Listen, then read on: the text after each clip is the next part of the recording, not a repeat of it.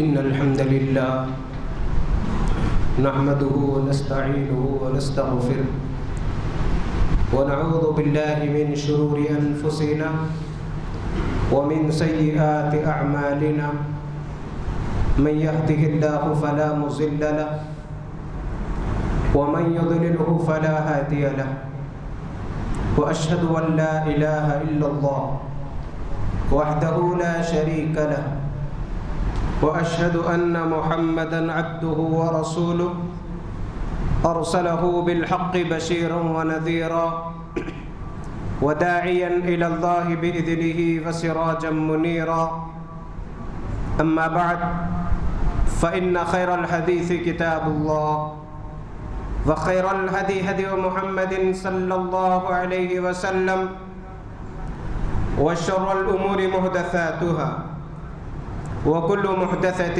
بدعة وكل بدعة ضلالة وكل ضلالة في النار فأعوذ بالله السميع العليم من الشيطان الرجيم من همزه ونفخه ونفسه بسم الله الرحمن الرحيم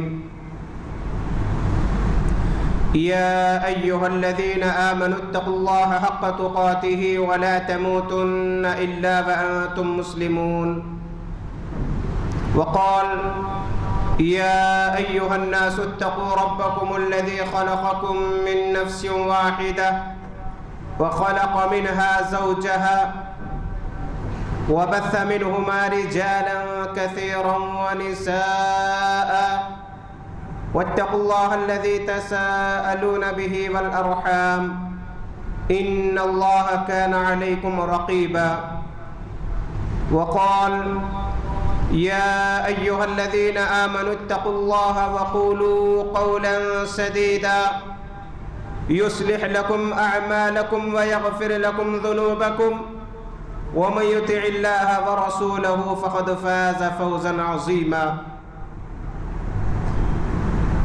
وقال الله تبارك وتعالى أيضا قد أفلح المؤمنون الذين هم في صلاتهم خاشعون وعن أنس بن مالك رضي الله تعالى عنه أن النبي صلى الله عليه وسلم وجعلت قرة عيني في الصلاة رواه النسائي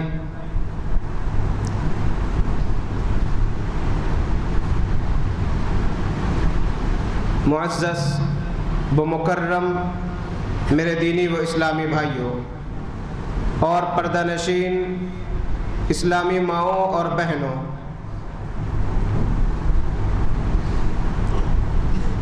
گزشتہ 2 جمعوں سے امن و امان، سکون و اطمینان کے ذرائع کے عنوان پر کئی باتیں الحمدللہ ہم سماعت فرما چکے ہیں کہ ایک مسلمان اور ایک مومن کے لیے سکون و اطمینان حاصل کرنے کے جہاں دنیاوی اسباب ہے، وہیں پر کچھ دینی اسباب ہے۔ ان اسباب کو اختیار کرنے کے بعد یقیناً اللہ رب العالمین کی جانب سے بہت بڑی نعمت سکون و اطمینان کی شکل میں، امن و امان کی شکل میں انشاءاللہ حاصل ہوگی۔ ہم نے سنا تھا کہ سکون حاصل کرنے کے لیے اسلامی تعلیمات پر عمل کرنا بے حد ضروری ہے، تبھی دنیا کے اندر امن و امان اور ایک خاندان قبیلے میں سکون و اطمینان قائم ہو سکتا ہے۔ وہیں پر اسلام نے جو سلامتی کی دعا سکھلائی، السلام علیکم ورحمۃ اللہ وبرکاتہ، اس کے کیا فوائد ہیں ہم نے یہ بھی سنا۔ یہ بھی ضروری ہے سکون و اطمینان کے لیے، امن و امان کے لیے۔ اور تیسری جو چیز ہے ایمان اور عقید توحید، جس پر عمل کرنے والوں کے لیے رب العالمین کے کئی انعامات ہیں، کئی وعدے ہیں۔ ان وعدوں میں سب سے اہم اور سب سے بڑا وعدہ امن و امان کا، سکون و اطمینان کا وعدہ ہے۔ یہ تین جو بنیادی اسباب ہم نے تفصیلی سماعت فرمایا ہے، وہیں پر امن و امان، سکون و اطمینان حاصل کرنے کے لیے چوتھی جو بنیادی چیز ہے وہ ہے نماز قائم کرنا، نماز کا اہتمام کرنا، خشوع و خضوع کے ساتھ نماز ادا کرنا، پورے ارکان اور واجبات کے ساتھ نماز ادا کرنا، فرائض کے ساتھ ساتھ سنن و نوافل کا اہتمام کرنا، خاص طور پر فجر کی نماز کا اہتمام کرنا، وہیں پر قیام اللیل کا بھی اہتمام کرنا۔ تو انشاءاللہ بے چینی، بے قراری، ٹینشن، آزمائشیں، مصیبتیں اور اس انداز کی جتنی سکون کو برباد کرنے والی چیزیں ہیں، انشاءاللہ اللہ رب العالمین کی جانب سے ختم ہو جائے گی۔ اس لیے کہ رسول اللہ صلی اللہ علیہ وسلم نے فرمایا، انس بن مالک رضی اللہ تعالی عنہ راوی ہے، اللہ کے نبی صلی اللہ علیہ وسلم فرماتے ہیں وَجُعِلَتْ قُرَّةُ عَيْنِي فِي الصَّلَاةِ، کہ میری آنکھوں کی ٹھنڈک نماز میں ہے۔ نماز سکون کا ذریعہ ہے، نماز اطمینان کا ذریعہ ہے۔ ٹینشن اور پریشانی کو ختم کرنا چاہتے ہو تو نماز کا اہتمام کرنا بے حد ضروری ہے۔ اللہ کے نبی صلی اللہ علیہ وسلم کو کوئی بھی مسئلہ درپیش ہوتا، کوئی بھی پریشانی ہوتی، چاہے آندھیاں آئے، زلزلے آئے، سورج گرہن یا چاند گرہن ہو، یا بارش بالکل نہ ہوتی ہو، سوکھا پڑ چکا ہو، کھیتیاں برباد ہو رہی ہو، یا بارش کی اتنی کثرت ہو کہ اس کی وجہ سے نقصانات ہو رہے ہوں، ایسے تمام معاملات میں، ایسے تمام حالات میں، ایسی تمام پریشانیوں میں اللہ کے نبی صلی اللہ علیہ وسلم نماز کا اہتمام کیا کرتے تھے۔ کوئی بھی معاملہ پیش ہوتا، ام المومنین حضرت عائشہ رضی اللہ تعالیٰ عنہ فرماتی ہیں کہ اللہ کے نبی صلی اللہ علیہ وسلم کو جب کبھی کوئی اہم معاملہ پیش ہوتا تو اللہ کے نبی صلی اللہ علیہ وسلم فوراً نماز کا اہتمام کر لیا کرتے تھے۔ صحابہ آپس میں بات چیت کر رہے ہیں، ان میں سے ایک نے کہا کہ سکون اور اطمینان حاصل کرنے کے لیے میں نماز کا اہتمام کرتا ہوں، نماز پڑھتا ہوں۔ دوسروں کو بات سمجھ میں نہیں آئی، انہوں نے کہا کہ کس طریقے سے سکون و اطمینان حاصل کیا جا سکتا۔ وہ صحابی فرماتے ہیں کہ کیا تم نے اللہ کے نبی صلی اللہ علیہ وسلم کا یہ جملہ یا قول یا حدیث نہیں سنی کہ یا بلال اقم الصلاۃ وارحنا، اے بلال نماز قائم کرو اور ہمیں سکون و راحت پہنچاؤ۔ اللہ کے نبی صلی اللہ علیہ وسلم کو بڑا مزہ آیا کرتا تھا نماز میں، ایک قسم کا سکون ملا کرتا تھا نماز میں، اسی لیے رات میں طویل طویل لمبا لمبا قیام کیا کرتے تھے۔ احادیث میں آتا ہے کہ آپ کے پیر مبارک سوج جایا کرتے تھے نماز میں کھڑے رہنے کی بنا پر۔ ام المومنین حضرت عائشہ رضی اللہ تعالی عنہ فرماتی ہیں اے اللہ کے نبی صلی اللہ علیہ وسلم، آپ اتنا طویل قیام کرتے، اتنی لمبی نماز پڑھتے، اتنا زیادہ ٹہرتے کہ آپ کے پیر مبارک پر ورم آ جایا کرتا ہے۔ اللہ کے نبی صلی اللہ علیہ وسلم فرماتے ہیں افلا اکون عبدا شکورا، کیا میں اللہ کا شکر گزار بندہ نہ بنوں؟ اللہ نے مجھ پر اتنے انعامات کیے۔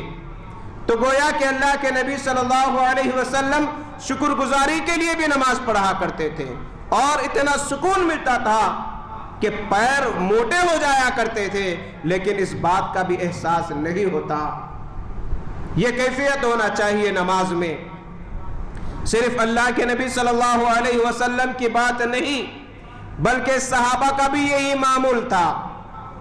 صحابہ بھی اس انداز سے نماز کے ذریعے سکون حاصل کرتے تھے کہ پوری دنیا کی تمام چیزوں کو بھول جایا کرتے تھے۔ حضرت خبیب رضی اللہ تعالیٰ عنہ کو کون نہیں جانتا؟ قید کر لیے گئے، سخت سے سخت تکالیف دی گئی۔ جب انہیں سولی چڑھانے کے لیے لے جایا جا رہا تھا تو خبیب رضی اللہ تعالی عنہ سے ان کی تمنا خواہش پوچھی گئی کہ تمہاری کیا خواہش ہے؟ وہ کہنے لگے کہ مجھے کچھ وقت دے دیا جائے، میں نماز پڑھ لیتا ہوں، 2 رکعت نماز ادا کرنے کا مجھے وقت دو۔ چنانچہ انہیں نماز کا وقت دے دیا گیا۔ خبیب رضی اللہ تعالی عنہ بڑے اطمینان سے نماز پڑھ رہے ہیں، طویل قیام کیے، لیکن سلام پھیرنے کے بعد کہنے لگے میرا جی چاہ رہا تھا کہ میں اور طویل نماز پڑھوں، لیکن مجھے اس بات کا ڈر لگا کہ کہیں تم لوگ یہ نہ سمجھو کہ میں سولی کے ڈر سے نماز لمبی کر رہا ہوں، میرا جی تو چاہ رہا تھا کہ طویل قیام کروں۔ وہ سکون، وہ اطمینان آج ہماری نمازوں میں نظر نہیں آ رہا ہے۔ اپنے ایمان کا جائزہ لینا چاہیے، ایمان کی تازگی کے لیے رب العالمین سے دعائیں کرنا چاہیے۔ آج ہم سکون کن کن چیزوں میں حاصل کرنے کی کوشش کرتے ہیں؟ دنیا کی مثالیں ہمارے سامنے ہیں، لیکن جو رب العالمین بے چینی، بے قراری اتارا ہے، سکون اسی رب العالمین کی جانب سے ملتا ہے۔ وہی رب العالمین سکون ادا کرنے پر قادر ہے۔ عباد بن بشر کو کون نہیں جانتا؟ جنگ سے واپسی پر اللہ کے نبی صلی اللہ علیہ وسلم صحابہ سے کہتے ہیں کہ کون پہرا دے گا؟ 2 صحابی اٹھتے ہیں، عباد بن بشر، عمار بن یاسر رضی اللہ عنہما، اور دونوں کہتے ہیں اے اللہ کے نبی صلی اللہ علیہ وسلم آج کی رات ہم پہرا دیں گے۔ اللہ کے نبی صلی اللہ علیہ وسلم دیگر صحابہ کرام آرام فرما رہے ہیں، دشمن حملے کے انتظار میں ہیں۔ یہ دونوں صحابی آپس میں مشورہ کرتے ہیں کہ کون پہلے پہرا دے گا۔ عمار بن یاسر رضی اللہ تعالی عنہ کہتے ہیں کہ میں ابتدائی رات میں آرام کر لوں گا، اس کے بعد پہرا دوں گا۔ عباد بن بشر رضی اللہ تعالی عنہ کہتے ہیں ٹھیک ہے، آپ آرام فرما لیجئے، میں پہرا دوں گا۔ وقت کو ضائع کیے بغیر عباد بن بشر رضی اللہ عنہ نماز کے لیے کھڑے ہو جاتے ہیں، قرآن مجید کی تلاوت میں لگ جاتے ہیں۔ اتنا خشوع، اتنا سکون، اتنا اطمینان کہ دنیا کی تکلیفوں کو بھول جاتے ہیں اور نماز میں اتنا منہمک ہو جاتے ہیں کہ دشمن کی جانب سے تیر لگتا ہے، تیر نکال کر پھینک دیتے ہیں، خون کا فوارہ نکلتا ہے، لیکن نماز جاری رکھتے ہیں۔ پھر دشمن کی جانب سے دوسرا تیر لگتا ہے، پھر وہ نماز میں یوں ہی لگے ہوئے ہیں۔ تیر لگنے کی شدت، تیر لگنے کا زخم انہیں نماز توڑنے پر مجبور نہیں کیا، بلکہ اس کے مقابلے میں رب سے قربت کا جو تعلق تھا، نماز میں خشوع و خضوع جو تھا، جو انہیں سکون و اطمینان مل رہا تھا، جو انہیں مزہ آ رہا تھا، اس کو چھوڑنا گوارا نہیں کیے۔ تیسرا تیر لگا، زخم اتنے بڑھ چکے کہ نماز مکمل کی اور اپنے ساتھی صحابی کو بیدار کیا۔ عمار بن یاسر رضی اللہ تعالی عنہ اٹھتے ہیں اور کہتے ہیں کہ یہ کیا کر لیے؟ پہلا تیر جب لگا مجھے کیوں بیدار نہیں کیے؟ کہنے لگے اگر اللہ کے نبی صلی اللہ علیہ وسلم کی دی ہوئی ذمہ داری کا مجھے احساس نہ ہوتا تو میں نماز کبھی ترک نہیں کرتا، یوں ہی پڑھتے جاتا۔ مجھے جو مزہ آ رہا تھا، جو سکون نظر آ رہا تھا نماز میں اسے بیان نہیں کر سکتا۔ یہ تھی صحابہ کی زندگیاں، اس طریقے سے خشوع و خضوع کے ساتھ نماز پڑھتے تھے اور اللہ سے مدد طلب کیا کرتے تھے، کیونکہ رب العالمین کا بھی حکم ہے یا ایھا الذین آمنوا استعینوا بالصبر والصلاۃ، اے ایمان والو نماز اور صبر کے ذریعے مدد طلب کرو، چاہے دنیا کی کوئی مصیبت ہو، کوئی بھی پریشانی ہو۔ آج ہمارے پاس سب کچھ ہے، گرمی سے بچنے کے لیے اے سی ہے، کولرز ہے، فین ہے، کھانے کے لیے الحمدللہ اسٹاک چاول ہے، فریج میں رکھی ہوئی کئی چیزیں ہیں، زندگی گزارنے کے پورے لوازمات ہیں، کاروبار بھی الحمدللہ ہے، بینک بیلنس بھی ہے، اللہ تعالیٰ دولت سے بھی نوازا ہے، کوئی بھوک سے نہیں مر رہا ہے، نہ کوئی ایسا ہے کہ جس کے پاس زندگی گزارنے کے لیے صرف ایک جوڑا ہے۔ الحمدللہ الماری بھری ہوئی ہے، پیسے موجود ہیں، کھانے پینے کی ہر چیز ہے، لیکن ایک چیز کے لیے سب پریشان ہیں، وہ ہے سکون و اطمینان، وہ ہے سکون و اطمینان۔ اس سکون کے لیے نشے کے عادی بن رہے ہیں، اس سکون کے لیے فون کا سہارا لیا جا رہا ہے، اس سکون کے لیے گانے اور فلم دیکھتے ہیں، اس سکون کے لیے نہ جانے کن کن راستوں کو اختیار کرتے ہیں، لیکن سکون رب العالمین عطا کرتے ہیں، اور وہ سکون صحابہ کی زندگیوں میں انہی نمازوں کے ذریعے آیا کرتا تھا۔ آج ہم بھی نماز پڑھتے ہیں لیکن ہمیں وہ سکون نہیں ملتا، بے چینی بے قراری برقرار رہتی ہے، جبکہ اللہ کے نبی صلی اللہ علیہ وسلم نے کہا تھا کہ میری آنکھوں کی ٹھنڈک نماز ہے۔ ہم کو بھی چاہیے کہ ہم ویسی نماز پڑھیں، اپنے رب سے اپنا تعلق مضبوط کریں۔ آج ایک بیماری کی وجہ سے دنیا کے مختلف حصے اور خود ہندوستان بھی اس میں مبتلا ہے، کرونا وائرس۔ ہر کوئی پریشان ہے، احتیاطی اقدامات کر رہے ہیں، پورے تدابیر اپنائے جا رہے ہیں، فیس پہ ماسک لگا رہے ہیں کہ کہیں ہم یہ بیماری کا شکار نہ ہو جائیں۔ آئیے اگر اس بیماری سے بھی بچنا ہے، جہاں دنیاوی اسباب اختیار کرنا ہے ہمیں، وہیں پر دینی اسباب بھی اختیار کرنا چاہیے۔ اللہ سے دعائیں کرتے رہنا چاہیے، خاص طور پر جو دعا بتلائی گئی، اللہم انی اعوذ بکا من البرص والجزام والجنون ومن سیء الاسقام، سنن ابو داؤد کی حدیث ہے اور مختلف طریقوں سے یہ حدیث آئی ہے، جس کے اندر بڑی بڑی بیماریوں سے اللہ کے نبی صلی اللہ علیہ وسلم پناہ مانگنے کی ترغیب دیے۔ برص، جزام، جنون، پاگل پن اور جلدی بیماریاں، کوڑ، یہ بڑی بڑی بیماریاں تھی، اور آخر میں اللہ کے نبی صلی اللہ علیہ وسلم نے فرمایا وَمِن سَيِّ الْأَسْقَامِ، ہر بری بیماری سے، ہر تکلیف پہنچانے والی بیماری سے۔ یہ ایسا لفظ ہے کہ قیامت تک آنے والے دنیا میں جتنی بھی بیماریاں ہو، نئی کتنی بھی بیماریاں کیوں نہ ہو، اخلاص کے ساتھ اگر ہم اس دعا کا اہتمام کریں گے، انشاءاللہ ہر بیماری سے، چاہے کتنی بڑی جان لیوا بیماری کیوں نہ ہو، اللہ کی حفاظت میں آ سکتے ہیں۔ اس دعا کا ہم کو اہتمام کرنا چاہیے، اس بیماری سے بچنے کے لیے دعائیں کرنا چاہیے، اس بیماری سے بچنے کے لیے اللہ رب العالمین کے سامنے صلاۃ الحاجہ پڑھنا چاہیے۔ یقیناً رب العالمین جو بیماری نازل کرتا ہے وہی بیماری کا توڑ بھی نازل کرتا ہے۔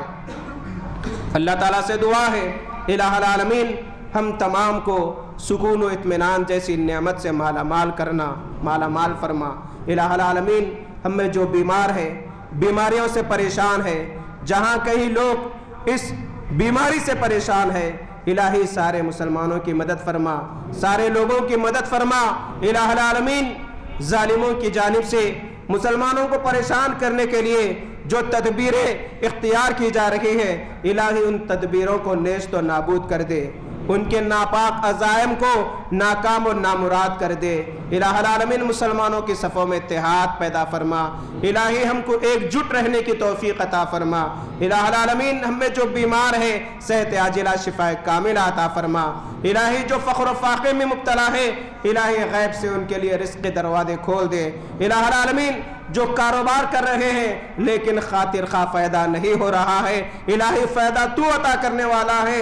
الہ العالمین، کاروباری نقصان سے ہمیں محفوظ رکھ، الہی وبائی امراض سے ہمیں محفوظ رکھ، الہی ہم کو ظالموں کے ظلم، حاسدوں کے حسد، شریروں کے شر سے الہی ہماری حفاظت فرما۔